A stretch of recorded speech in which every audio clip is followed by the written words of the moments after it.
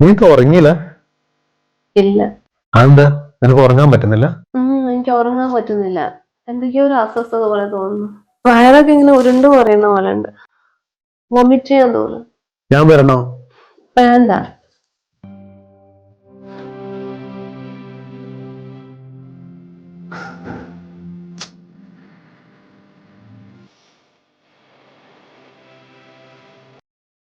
വേണ്ട വേണ്ട, നിങ്ങൾ ഒരാൾ ഇങ്ങോട്ട് വരാനോ പിടിക്കാനോ ഒന്നിനും നിൽക്കണ്ട.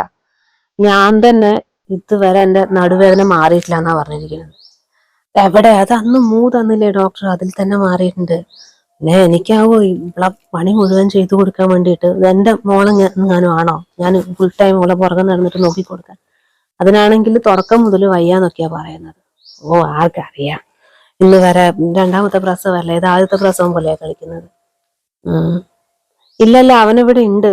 ഇന്നോ നാളെ ആയിട്ട് പോണെന്നാ പറയുന്നത്. ചോദിച്ചു നോക്കട്ടെ ഇന്നാണോ നാളെയാണോ എന്ന്. 2 മാസമായില്ലേ ലീവ് എടുത്തിരിക്കുന്നത്. അതിന് ശമ്പളം ആർക്കറിയാം കിട്ടുന്നുണ്ടോ ഇല്ലയോന്നുള്ളത്. ശരി എന്നാല്. ഇല്ല, നീ പേടിക്കൊന്നും വേണ്ട. ഞാൻ ഒന്നും ചെയ്തു കൊടുക്കൂല, ഒരു പണിയും ചെയ്തു കൊടുക്കൂല. മക്കൾക്കൊക്കെ എങ്ങനെയുണ്ട് അവിടെ? കാണാണ്ട് എനിക്ക് ഇരിക്കാൻ പറ്റുന്നില്ല. ഞാൻ വരാൻ നോക്കാം കേട്ടോ ഒരു ദിവസം. ശരി.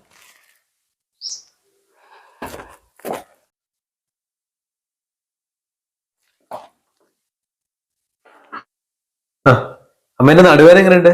കുറവുണ്ടോ?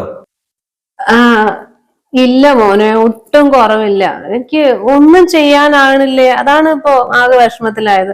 അതെന്താ അങ്ങനെ? അന്നാ ഡോക്ടർ നമ്മളോട് ഒരു 3 ദശ കുറയുന്നല്ലേ പറഞ്ഞത്? ഇതിപ്പോ 2-3 മാസമായില്ലേ? അല്ലമ്മേ, നമുക്കേ വേറെ ഡോക്ടറെ കാണിച്ചിട്ടേ ഒന്ന് സ്കാൻ ചെയ്ത് നോക്കിയാലോ? അതിന്റെ ഒന്നും ആവശ്യമില്ല, അതൊക്കെ മാറിക്കോളും. അല്ല, നിന്റെ അടുക്കള പണിയൊക്കെ കഴിഞ്ഞോ? നിന്റെ ഭാര്യ ഇനിയും വന്നില്ലേ എണീറ്റിട്ട്? ഇല്ല, കുറച്ചേരോടെ കിടന്നോട്ടെ അവള്. എന്നാലും രാത്രി മുഴുവൻ ഉറങ്ങിയിട്ടില്ല. അതൊക്കെ എല്ലാവരും അങ്ങനെ തന്നെയാ മോനെ. ഇവിടെ മാത്രം വലിയ അതിശയൊന്നും അല്ല എന്ന് വെച്ചിട്ട് നട്ടുച്ചവരെ കിടക്കാൻ പറ്റുമോ? എഴുന്നേറ്റ് വന്ന് കുളിച്ച് വൃത്തിക്കൊന്ന് ഇരിക്കാൻ പറയേ. ഇവിടെ വേറെ പണിയൊന്നും ഇല്ലല്ലോ, എല്ലാ പണിയും നീയല്ലേ എടുക്കുന്നത്. ഇനിയിപ്പോ ഓരോരോ പണികളായിട്ട് ചെയ്തു തുടങ്ങട്ടെ, അപ്പോഴൊക്കെ ശരിയായിക്കോളും. ഇപ്പൊ എല്ലാം അങ്ങോട്ട് ചെയ്തു കൊടുക്കുമ്പോഴാ. ഈ നടുവേന എന്ന് പറഞ്ഞിട്ട് 2-3 മാസമായിട്ട് അമ്മ ഫുൾ റെസ്റ്റിലല്ലേ? പിന്നെ അവളെ കാര്യം പറയണോ? രാത്രിയും പകലും അവള് കിടന്ന് കഷ്ടപ്പെട്ട് നമ്മൾ കാണുന്നല്ലേ. നേരം വെളുക്കുന്നവരെ ഛർദി തലവേന എന്ന് പറഞ്ഞ് ഇരിക്കായിരുന്നു. ഇത് ഇപ്പൊ ഒന്ന് കിടന്നിട്ടേ ഉള്ളൂ. പിന്നെ വല്ലാത്തൊരു കഷ്ടപ്പാട്. ഞങ്ങൾ ഇങ്ങനെയൊക്കെ തന്നെ നിങ്ങളെ പ്രസവിച്ചതും വളർത്തിയതും ഒക്കെ. എന്നാലും ഇമാതിരി കളിയൊന്നും ഞാൻ ഒരാളിനും കണ്ടിട്ടില്ലേ.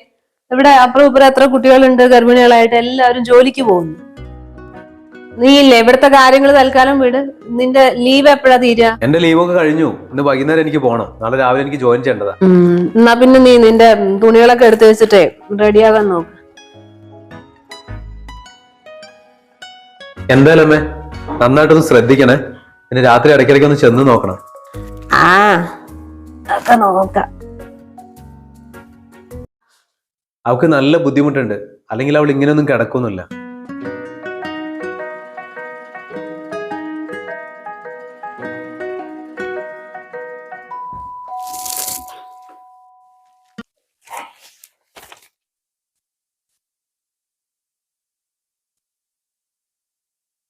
ഇത് എത്രയാണിത്? 350 രൂപയോ? ഇതെന്തൊക്കെ സാധനമായി വാങ്ങി വെച്ചിരിക്കുന്നത്? അല്ലെങ്കിൽ അവന് പൈസ ചെലവാക്കണതിന് ഒരു മടിയില്ല. പിള്ളേർക്ക് ചോദിച്ചതൊക്കെ അങ്ങോട്ട് വാങ്ങിക്കൊടുക്കാൻ. അമ്മേ, ഇതൊന്ന് ആ ഡെസ്ക് സ്പീക്കറിലൊന്ന് ഇട്ടാ അമ്മ, ഞാൻ കൊണ്ടുപോയി കളയട്ടെ. പിന്നെ ഞാൻ നിന്റെ PA അടിച്ചു വാരുന്നതിന് ഒരാള്, കോരി എടുക്കുന്നതിന് വേറൊരാള്, തന്നെ അങ്ങോട്ട് ചെയ്താൽ മതി.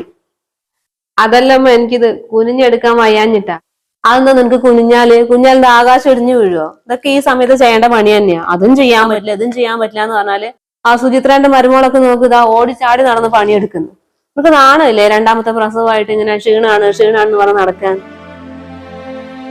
നിനക്കിത് കുനിഞ്ഞ് ചെയ്യാൻ വയ്യെങ്കില മുറ്റത്തേക്ക് അടിച്ചിട്. എന്നിട്ട് മുറ്റമൊക്കെ അടിച്ചു വാരി വൃത്തിയാക്കിയിട്ട് വാ.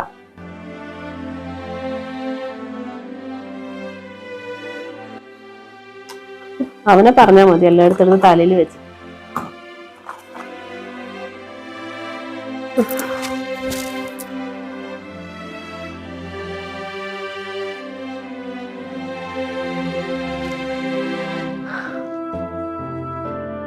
അടിച്ചു വാരിയിട്ട് എന്നോട് അത് വാരിയെടുക്ക.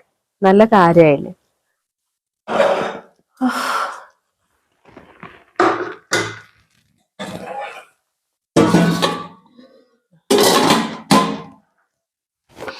ചെയ്തു കൊടുക്കാൻ തന്നെയാണ്. ഇന്ന് ഒരു ദിവസം ചെയ്തു കൊടുത്തേ നാളെ ഈ വീട് മുഴുവൻ അവൾ എന്നെ കൊണ്ട് അടിച്ചു വരിപ്പിക്കും.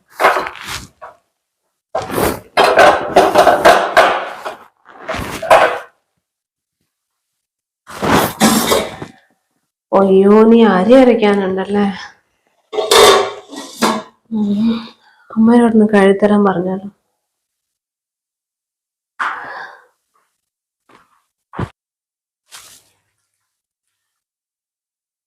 അമ്മേ,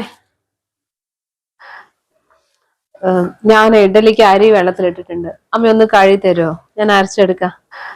അതിന് ഞാൻ പറഞ്ഞോ നിന്നോട് അരി വെള്ളത്തിലിടാൻ? നിനക്ക് ആകുന്ന പണി എടുത്താ പോരെ, വേറെ എന്തെങ്കിലും ഉണ്ടാക്ക്. ഇത് അരി വെള്ളത്തിലിടാൻ ഒരാൾ, അത് കഴുകി എടുക്കാൻ ഒരാള്. അമ്മ, എനിക്ക് അടുക്കളയിൽ നിൽക്കാൻ പറ്റുന്നില്ലമ്മ, അതുകൊണ്ടാ. ഞാൻ രാവിലെ മുതൽ ഓരോരോ പണി എടുക്കണല്ലേ, എന്റെ കാലൊക്കെ വേദനിച്ചിട്ട് വയ്യ. നീ രാവിലെ തുടങ്ങിയതാണല്ലോ എന്റെ പുറകെ നടന്ന് ഇങ്ങനെ അത് ചെയ്യുന്നു പറഞ്ഞ് നടക്കാൻ. ഞാനെന്താ വെറുതെ ഇരിക്കുന്നുണ്ട് കേട്ടാ? ഞാനിവിടെ റെസ്റ്റ് എടുക്കാൻ വന്നിരുന്നതല്ല, എനിക്ക് നടുവേദനയായിട്ട് അനങ്ങാൻ വയ്യാണ്ടിരുന്നതാ. അതല്ലമ്മ, കുറെ ദിവസമായി എനിക്ക് ഇഡലി കഴിക്കാൻ തോന്നുന്നു, അതുകൊണ്ടാ. പിന്നെ ഈ കഴിക്കാൻ തോന്നുമ്പോഴത്തേക്കും അപ്പൊ തന്നെ അങ്ങനെ ഉണ്ടാക്കി കഴിക്കാൻ വേണ്ടി തന്നെ അത് ആദ്യത്തെ പ്രസവമാണോ? എന്നാൽ നമുക്ക് കാര്യങ്ങൾ മനസ്സിലാക്കാം. രണ്ടാമത്തെ പ്രസവത്തിൽ ഇത്രമാത്രം കൊതിയൊക്കെ ഉണ്ടാവുമോ? ഇങ്ങനെയൊന്നും ഞാൻ കേട്ടിട്ടില്ല. ഇതിപ്പോ പുതിയ പുതിയ ഓരോരോ നിയമങ്ങൾ നീ ഉണ്ടാക്കി അത് കൊണ്ടുവരും.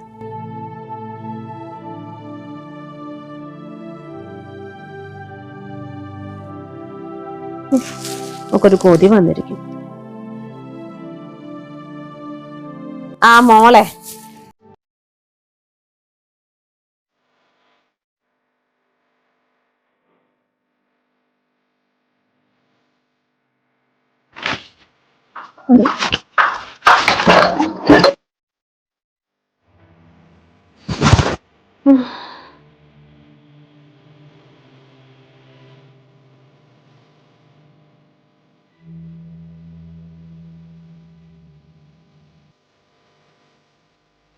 നീ രാവിലെ മുതൽ തുടങ്ങിയതാണല്ലോ ഈ ഛർദ്ദിക്കാൻ വേണ്ടിട്ട് അങ്ങോട്ടും ഇങ്ങോട്ടും ഇങ്ങനെ ഓടി നടക്കുന്നത്. നീലൊക്കെ വലിച്ചു വാരി കഴിച്ചിട്ടുണ്ടാവും, അല്ലാണ്ടൊന്നും ഇങ്ങനെയൊന്നും സംഭവിക്കില്ല.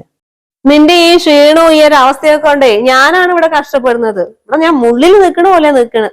അവിടെ അനുവിന്റെ കുട്ടിക്ക് എക്സാം അല്ലേ, 3ാം ക്ലാസ്സിലാണ് പറഞ്ഞിട്ട് കാര്യമില്ല. ഇഷ്ടംപോലെ ഉണ്ട് അതിന് പഠിക്കാൻ. അതിന്റെ ഇടയ്ക്ക് ആ ചെറിയ കുട്ടീനെ നോക്കണം. എന്റെ മോൾ അവിടെ കിടന്ന് ആകെ കഷ്ടപ്പെടുന്നുണ്ട്. അവനിവിടെ ഇല്ലാത്തൊരൊറ്റ കാരണം കൊണ്ടാണ് ഞാൻ ഇവിടെ നിൽക്കുന്നത്, അല്ലെ ഞാൻ എപ്പോഴേ പോയിട്ടുണ്ടാവും.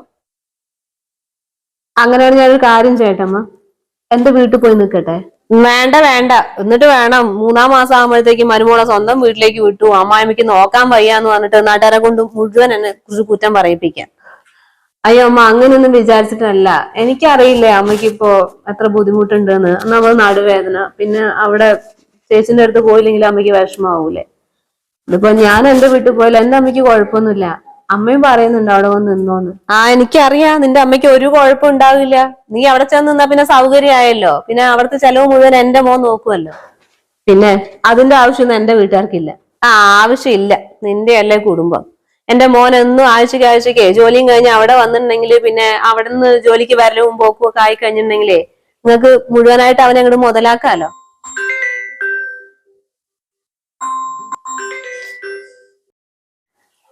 ഹലോ. എത്തിയോ?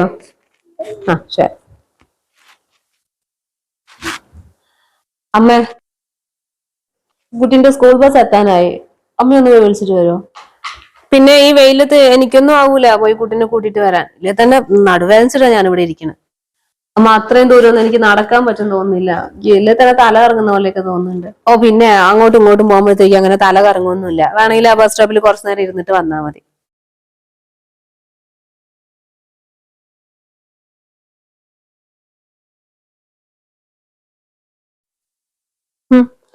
കുട്ടീനെ വിളിക്കാൻ ഞാൻ പോണം. ഞാൻ പോയിട്ട് കുട്ടീനെ വിളിച്ചോണ്ട് വന്നാൽ അതല്ല എനിക്ക് പണി. അതൊക്കെ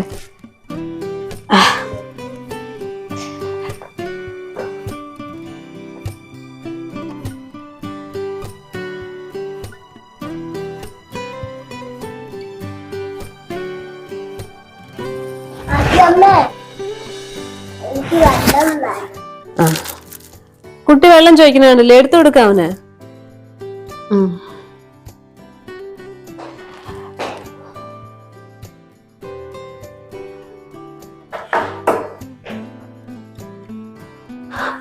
ദാ വെള്ളം വെള്ളം കുടിക്കും. യൂണിഫോം മാറ്റണം കേട്ടോ. ഇങ്ങോട്ട് മാറ്റി ഒറ്റയ്ക്ക് മാറ്റോ?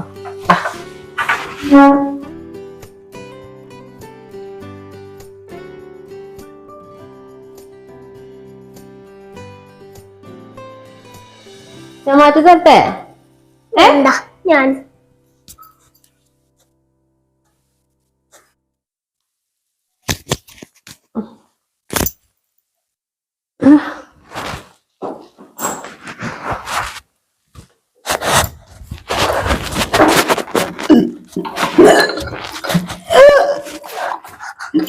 തുടങ്ങി, രാവിലെ തുടങ്ങിയതാ. എന്താ പറ്റിയില്ലമ്മ? എന്താ പറ്റിയില്ല? എന്താ പറ്റിയില്ലമ്മ? എന്താ പറ്റിയില്ലമ്മ? എന്താ പറ്റിയില്ലമ്മ? എന്താ പറ്റിയില്ലമ്മ?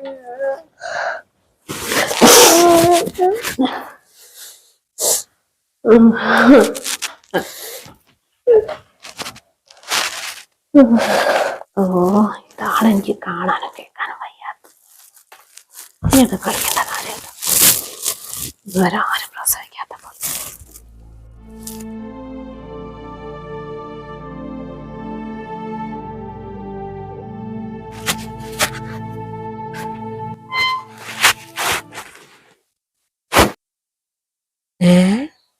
ഇതെന്താ ഇത്ര പെട്ടെന്ന്? അല്ല മോനെ, ഇതെന്ത് പറ്റി? ഇതെന്താ ആരോടും പറയാണ്ട്? ഒന്നുമില്ല, ഒന്ന് വരാൻ തോന്നി അപ്പൊ വന്നു. ആ, അമ്മ അവളെവിടെ? അവളവിടെ ഉണ്ട്.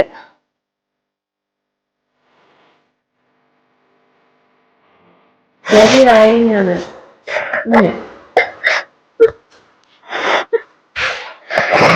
എന്ത് ഉണ്ടാക്കും?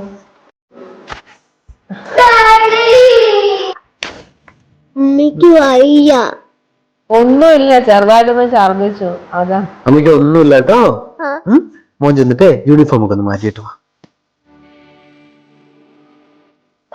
മതി, അവൻ വന്ന് കയറിയിട്ടേ ഉള്ളൂ. അവനോട് ഈ ഇതിന്റെ ഓരോരോ കാര്യങ്ങളും പറഞ്ഞിട്ട് എന്തോ സംഭവം പോലെ കാണിക്കണ്ട.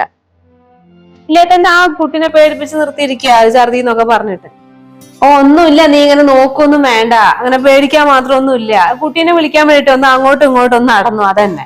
അപ്പോഴത്തേക്ക് ഇതാ തലകറക്കെന്ന് പറയുന്നത്, ഛർദി എന്ന് പറയുന്നത്. പോകുമ്പോ തന്നെ ചെറിയ തലകറക്കമൊക്കെ ഉണ്ടായിരുന്നു. രാവിലെ മുതൽ ഛർദിച്ചുകൊണ്ട് നടന്നതല്ലേ. അമ്മ, അവൾക്ക് അങ്ങനെ തലകറക്കണമെങ്കിൽ അമ്മയ്ക്കൊന്ന് പോയി വിളിച്ചിട്ട് വന്നുകൂടായിരുന്നോ കുഞ്ഞിനെ? അവളിങ്ങനെ വിടേണ്ട വല്ല കാര്യം ഉണ്ടായിരുന്നോ? അവൾ ഇങ്ങനെ റോട്ടിൽ വീഴുന്നെങ്കിലോ?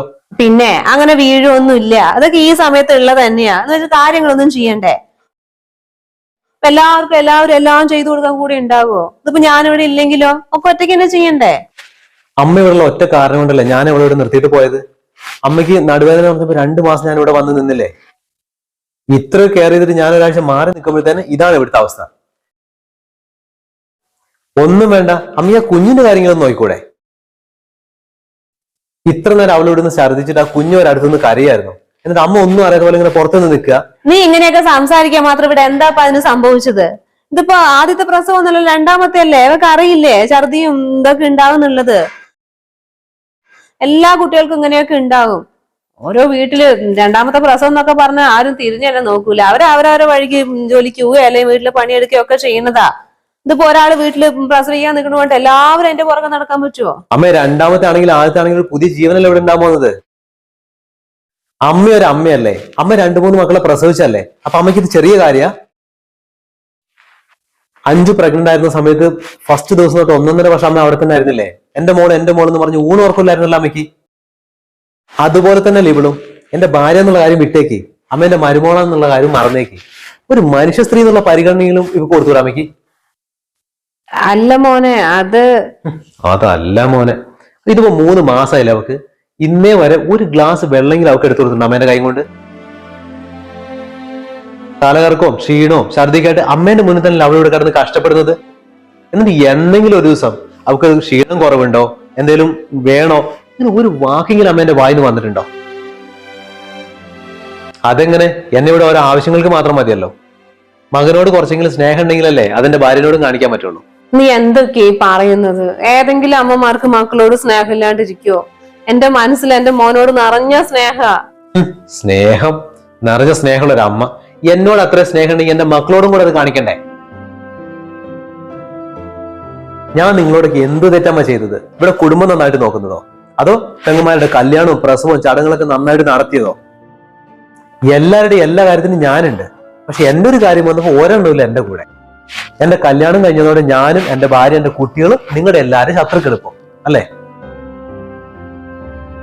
എനിക്കൊരു തെറ്റ് പറ്റിയെന്നറിയോ? ഞാൻ അമ്മേനെ വിശ്വസിത ഇവളെ ഇവിടെ വിട്ടിട്ട് പോകാൻ പാടില്ലായിരുന്നു. ഇതിപ്പോ എന്റെ ഭാര്യനെയും കുട്ടീനെ നോക്കാൻ ഇവിടെ ആരുമില്ലല്ലോ. അപ്പൊ പിന്നെ വേറെന്ത് ചെയ്യാനാ? കുറച്ചു മാസം കൂടെ ലീവ് എടുക്കണം, അത്ര തന്നെ. മോനെ, അപ്പൊ നിനക്ക് ശമ്പളം കിട്ടോ? അമ്മ എന്തായാലും അതിനെ കുറിച്ച് പേടിക്കണ്ട. അമ്മേന്റെ ഒരു കാര്യത്തിന് ഒരു മുടക്കം ഞാൻ വരുത്തില്ല. കൂടിപ്പോയ ഒരു വർഷം ശമ്പളം ഉണ്ടാവില്ല, അത്രയല്ലേ ഉള്ളൂ. പക്ഷെ എന്റെ ഭാര്യയും കുഞ്ഞും സേഫ് ആയിരിക്കല്ലോ ഇവിടെ.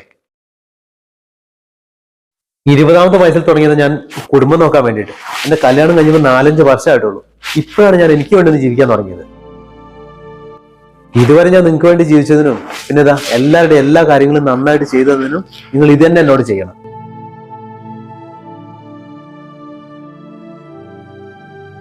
നിനക്ക് ഭയങ്കര നീയൊന്ന് കിടന്നു.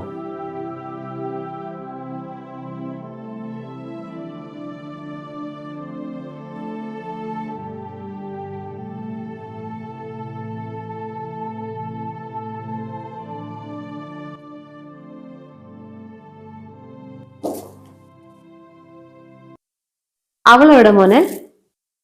അവള് ക്ഷീണമെന്ന് പറഞ്ഞത് കിടക്കണ്ടമ്മേ. ആണോ? ഇതിപ്പോ നല്ല ചൂടല്ലേ, അതുകൊണ്ടായിരിക്കും. ഒരു കാര്യം ചെയ്യും, മോനെ ഈ പാലൊന്നും കൊണ്ടുപോയി കൊടുക്ക്. ചിലപ്പോ ഇത് കുടിക്കുമ്പോ ചെറിയ വ്യത്യാസം ഉണ്ടാവും. നീ എന്താ എന്നെ ഇങ്ങനെ നോക്കണേ? ദാ കൊണ്ടുപോയി കൊടുക്ക്.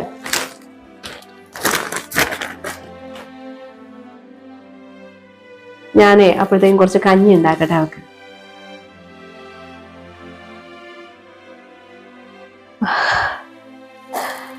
ഇനി ഞാൻ മാറിയിട്ടില്ലെങ്കിലേ ദൈവം പോലും എന്നോട് പൊറുക്കില്ല.